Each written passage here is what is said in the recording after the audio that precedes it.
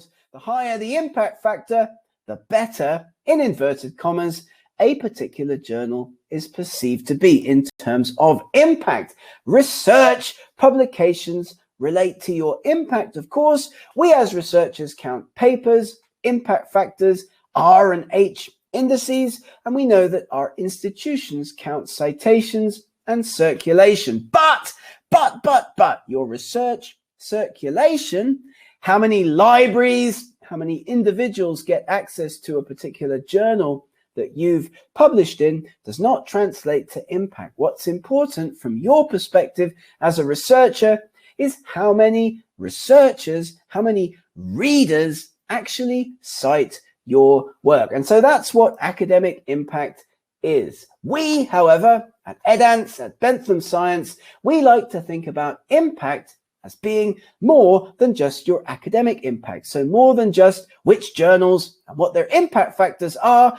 we would like to also encourage you to think about your impact as being more than that, as being about economic and societal benefits. So what good does your research do to other people in the world? So your impact as a researcher is really your academic impact plus economic and societal benefits that result from your work. And so when you sell your papers to those high impact factor journals, have a think about what difference this research is going to make to the lives of ordinary people. That's how you can broaden the picture.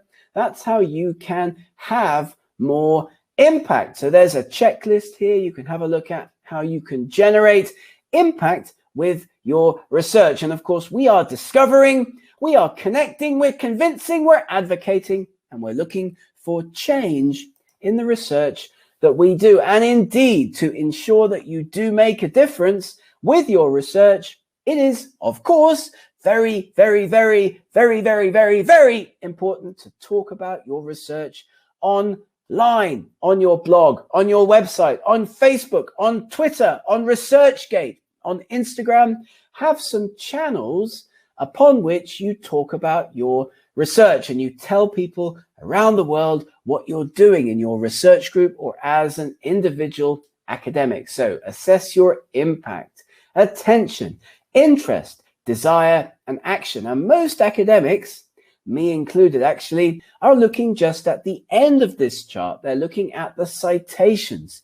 They're not considering other ways in which their impact is having a difference, making a difference to the lives of ordinary people. They are unaware of how many times their work has been shared, mentioned, clicked, viewed, downloaded, and what kinds of press coverage they may be getting. So I encourage you as a researcher to begin the process of assessing your impact in more than just your citations, because how great would that be if you have to go to a job interview or give a talk about your research or put together a grant application. You'll be able to have some quantifiable metrics that you can use to talk about your impact as a journey. So not just at the end of the day when the paper gets published, what inputs, what activities, what outputs, what outcomes, and what impacts are you making? So this is a great checklist.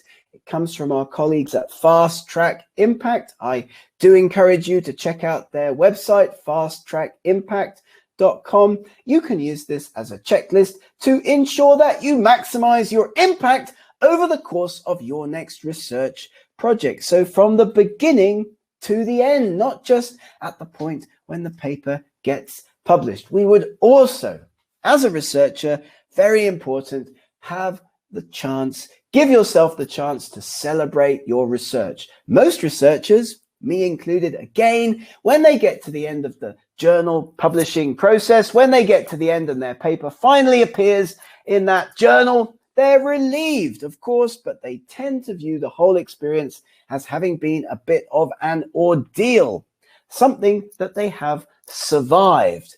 That's not the way to think about it. You need to make sure that you do take the time at the end of the process to celebrate your success. And of course, don't just sit there and wait for people to find your article, promote it. Talk about your article at international conferences, on social media, in press releases, and in the traditional media. Don't just sit there in your hammock like I used to do and wait for people to find your article. Go ahead and talk about it. It is so important to attend and network and give other people that experience of the work that you did at conferences, online, or face-to-face. You can promote your published article. You can network with other researchers, and you get the opportunity at these kinds of events to identify new trends, to see what's happening in your field, get out there and identify those new trends. And of course, one of the best ways to increase the reach and citations of your articles is to collaborate some more. In most fields, less collaboration was associated with significantly less citation impact. We found that international collaboration has a strong positive influence on both journal placement and citation performance in most disciplines. The data show the more countries involved in the collaboration, the greater the gain in impact. Of course, if I publish a paper on my own, then just the people in my own network will initially become aware of that paper's publication. Whereas if I publish with 10 other people, then the numbers of people who become aware of the paper on publication will be much, much larger. And of course, in the publishing industry, we have tools, we have approaches to help us assess our impact on an ongoing basis, not just the citations at the end of the process. Citations, of course, can take several years to build up. Altmetrics is a data science tool that tracks in real time where published research is mentioned online. This is a tool and a service that's offered to institutions, publishers, researchers, funders, and other organizations. You may have seen these little colored wheels on the bottom of research papers. You can look at them and you can see what's happening in terms of where your paper's being cited online, on blogs, on Twitter, in real time. This tool searches public policy documents, mainstream media, over 9,000 blogs, Wikipedia, social media, and readers on Mendeley.